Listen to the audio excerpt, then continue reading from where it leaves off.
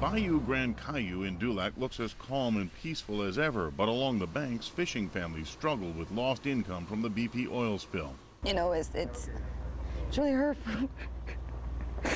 We're suffering terribly. We all are. A lot of people down here is like that. Adriana Trosclair is a deckhand on the shrimp boat owned by her father Wallace, and they have not been fishing since May 6th. I'm still going to my daddy for money, and it's still hard on him. Financial ways, I borrowed from my sons when they got money from working for Vessel Opportunity. When oil spill czar Ken Feinberg's group sent Adriana a $300 emergency check, I took her to meet Feinberg September 2nd. I hope it can get better. Well, I'm determined to make it better.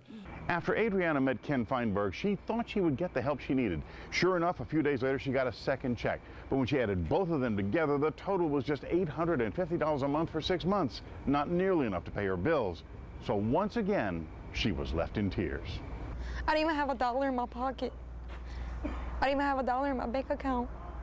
I can't do it no more. And I need some help. I need Mr. Feinberg to get his story straight, get his people right, and do something about this. These are 3 cases. I think you better. When Feinberg was in New Orleans yesterday, I asked reporter Maya Rodriguez to give him reports on 3 families who still need help. The Fabachers worry about losing the car needed to get to dialysis. The Benoits wonder how they will pay the mortgage. And the Trosclairs have to seek help again.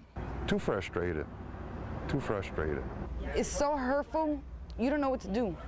You don't know if you should wake up the next morning and live. I'll let you know what happens. I'm Bill Capo, Eyewitness News, Action Reporter. Instead of, you can go out there and not make nothing. You can go out there and be a billionaire overnight, you know.